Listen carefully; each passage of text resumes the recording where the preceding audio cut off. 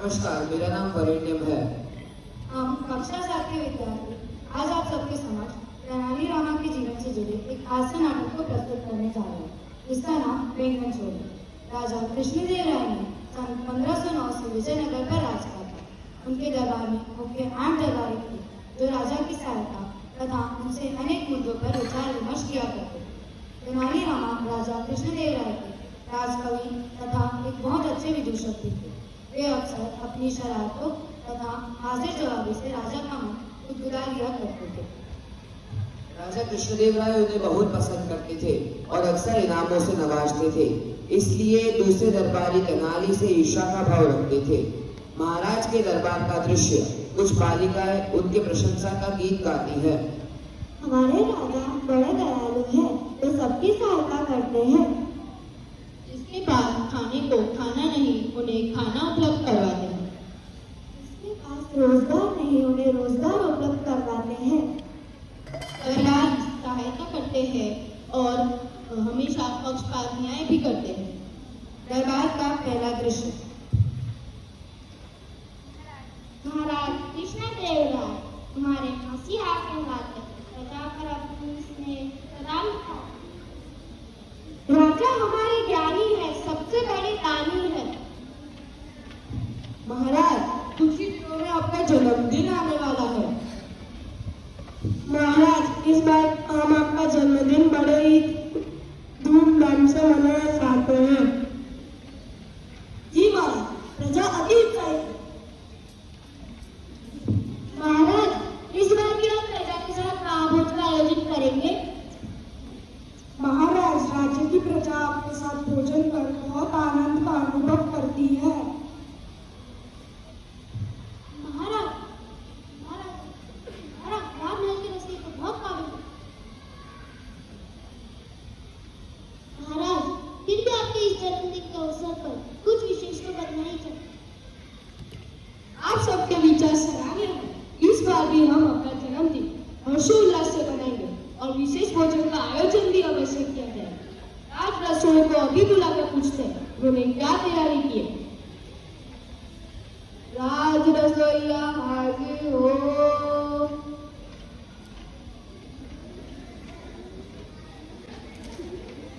प्रणाम महाराज। प्रणाम पुरुषोत्तम। विशेष भोज की आपने क्या तैयारी की? हम सबकी जाने के लिए उत्सुक हैं।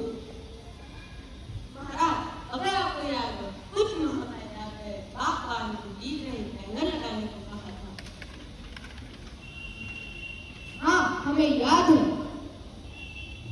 उन्हीं बैंगन से ऐसी तरकारी बनाऊंगा जो आज से पहले कभी किसी ने चखी ना हो।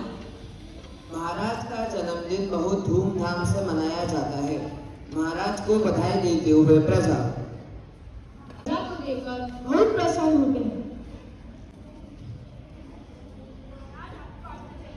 हार्दिक शुभकामनाएं। जन्मदिन मुबारक। जन्मदिन मुबारक।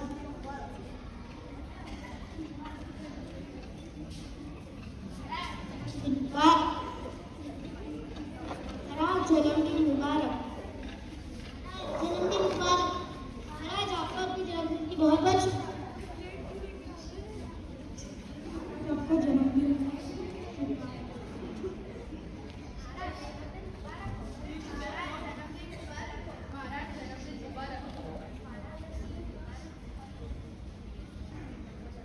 आप सबको मेरा धन्यवाद। भोज के पश्चात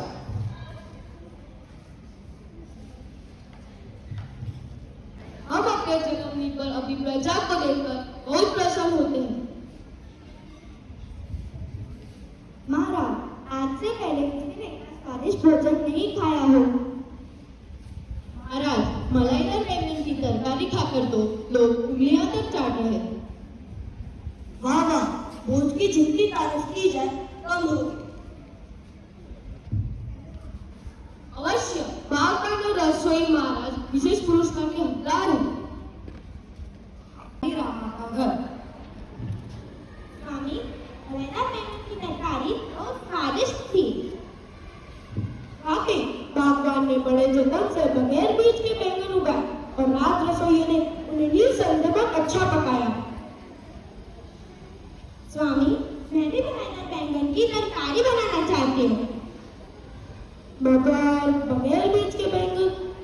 राजमहल के बाग में ही लगे हैं। स्वामी, आप तो रोज दिन में राजमहल जाते ही हैं, अगर रात को भी जाकर बैंगन ले आएंगे तो किसी को कोई शक नहीं होगा। क्या कह रही हो भगवान, मैं चोरी नहीं करूंगा।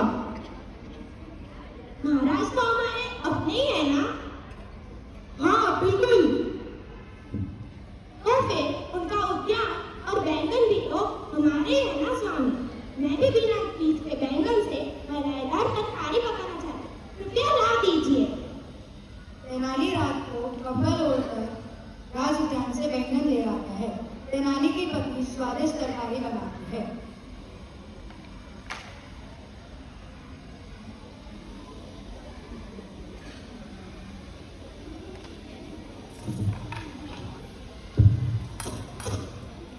स्वामी, तरकारी बनकर तैयार है, चलिए भास्कर को भी उठा दो, वह थककर सो रहा है। अरे बावली, क्या कह रही हो? भास्कर को ये बैंगनों के विषय में कुछ न बताना। बैंगनों का भेद अगर खुल गया तो अनर्थ हो जाएगा। बच्चों को कोई चीज बताने से मना करे तो सबसे पहले सबके सामने बोल दे, तुमने जिद की तो मैं बैंगन ले आया। स्वामी, भास्कर बहुत समझदार है, वो किसी को कुछ नहीं बताएगा, इसकी जिम्मेदारी मैं लेती हूँ। आजकल आप बहुत हद करने लगी है। रुकिए, मैं ही कोई तरकीब सोचता हूँ। तेनाली बाल्टी भरकर अपने पुत्र पर डालता है और कहता है, पुत्र उठो, जोरों की वर्षा हो रही है, आसमान बिजली की कड़कड़ाहट से कांप रहा है। चलो भीतर चलो, तुम्हारी माँ ने स्वादिष्ट भोजन बनाया है, चलो भोजन करते हैं।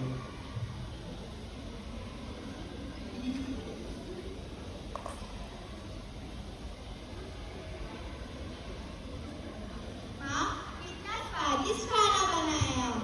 बच्चा माँ के गले लग जाता है। दरबार का दृश्य। महाराज, किसी ने रानी लोग से बैंगन चुरा लिया है। क्या सिपाहियों को बुलाया जाए? बागबान की सुरक्षा कर्मी हाजिर हो।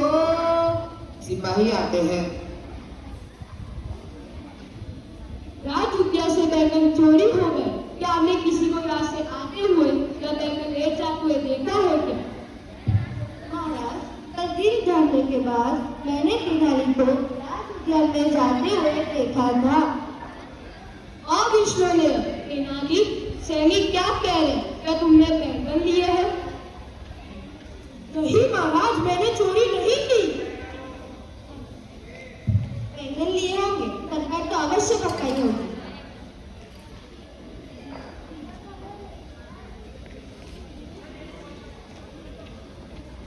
तेनाली की पत्नी को सरकार में बुलाकर कुछ भी पूछना गुस्ताखी होगी। तेनाली के पुत्र भास्कर को बुलाकर पूछना चाहिए। बिल्कुल वाला, अगर तेनाली के पुत्र भास्कर को पूछा जाए तो किसी प्रकार की कोई मर्यादा भंग न होगी। तेनाली के पुत्र भास्कर को राज दरबार में पेश किया जाए। दरबारी सैनिक तेनाली के पुत्र को उसके घर से लेकर आते हैं।